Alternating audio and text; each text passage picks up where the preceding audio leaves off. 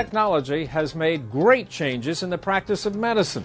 Today, patients are having complex surgical procedures performed in the morning and going home that night, whereas not too long ago, they would have spent days in the hospital. One of the most prominent New Jersey general surgeons to take advantage of these new techniques and technologies is Dr. Raoul Ballem here in Glen Ridge. In fact, this board-certified surgeon is one of the very first to practice laparoscopic gallbladder surgery, which has many advantages for his patients. We talked with him about this and many other areas of his practice.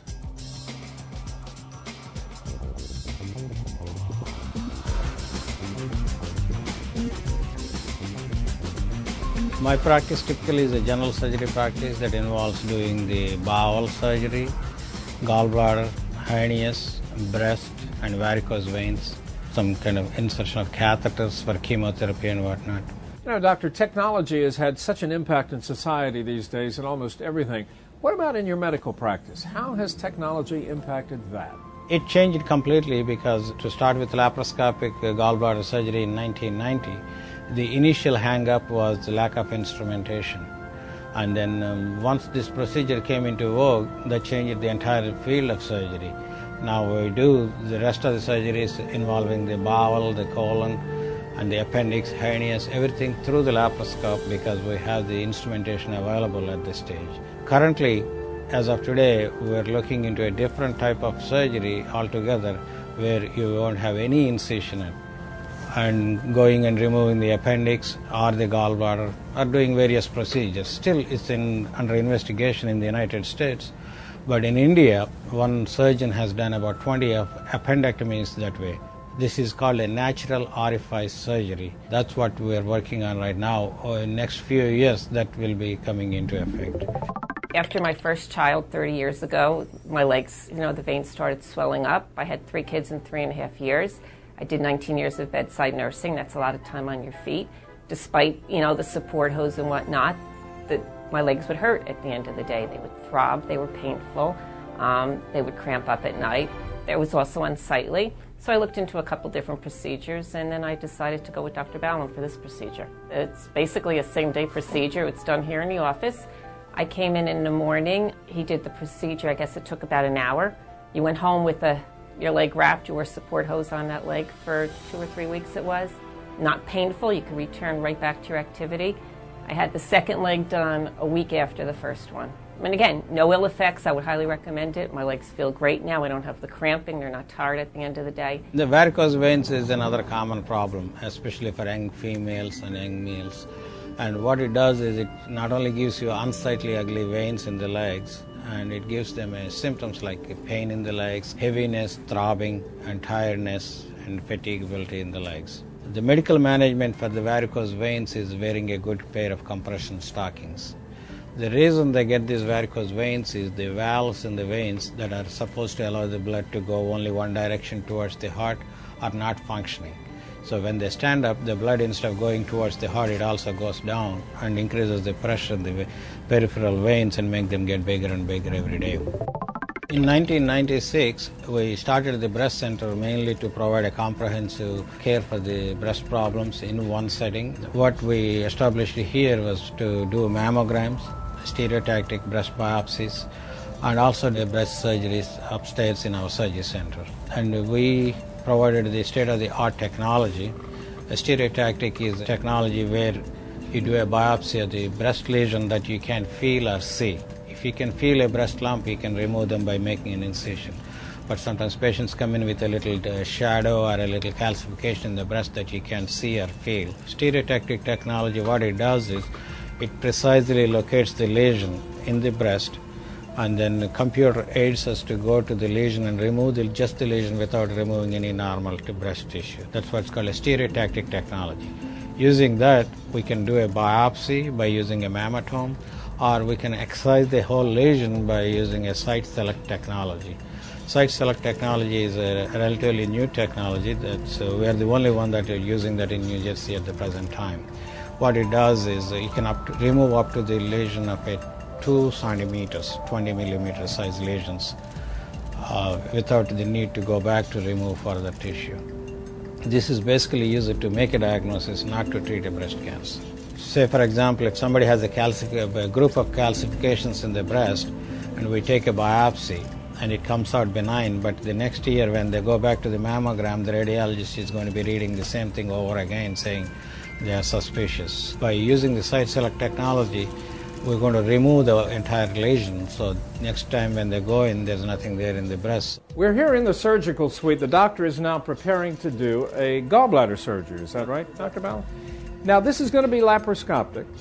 Explain to me and show me the tools that you use. This is one of the main tools in the laparoscopic surgery. This part is called laparoscope, that was connected to a video camera that's hooked up to a TV monitor up there.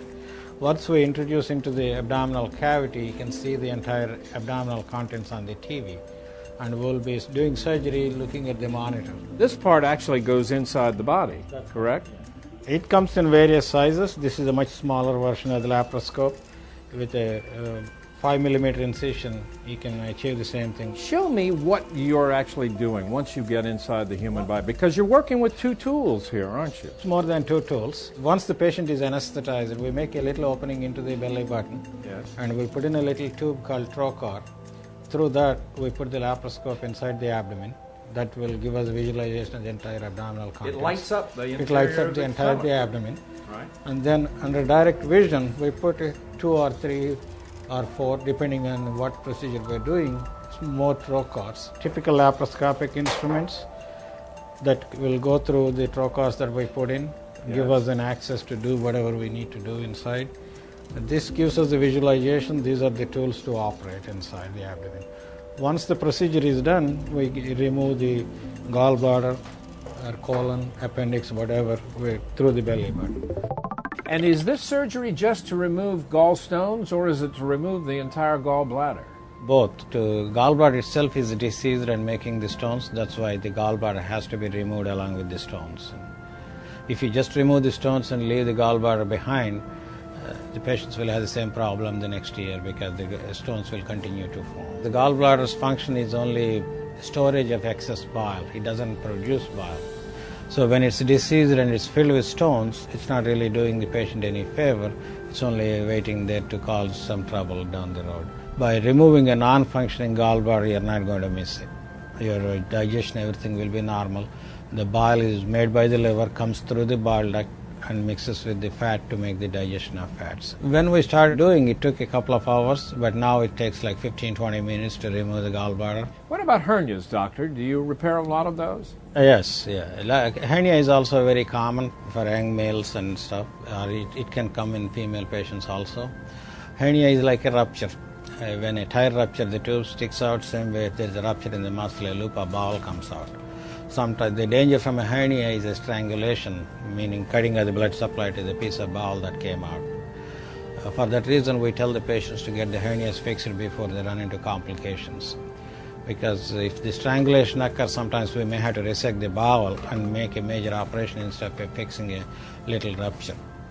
So in the olden days, we used to make an incision to fix the hernias. Last 10-12 years, we've been doing the laparoscopic hernia repair, where you can go through a very small incisions, much less pain, and they can resume their activities much quicker. In a week to 10 days, they can go back to work, and patient seems to like it. When we do laparoscopic surgery, we can check both sides at the same time. In the olden days, if you make an incision in one groin, you can check only that side, you don't know what's on the other side. Half of those patients used to come back after 2-3 years saying, "Doc, the other side is coming out." But now with laparoscope, we are able to detect that and save the patient another operation down the road by fixing both at the same time. So there are definite advantages to the laparoscopic hernia repair. He's a good doctor. He's the only one I would go to. After 2 months of surgery, you can't even tell what was done to them.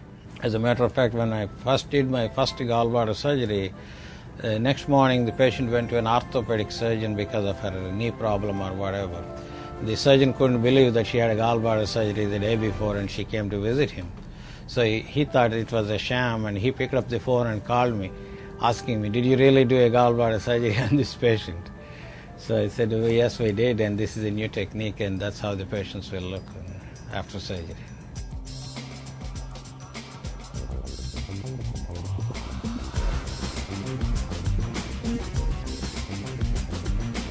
The very interesting story of Dr. Raoul Ballem, widely considered to be one of the very best doctors in the state of New Jersey and who pays close attention to the latest technologies in the practice of medicine. I'm Doug Llewellyn reporting from Glen Ridge, New Jersey.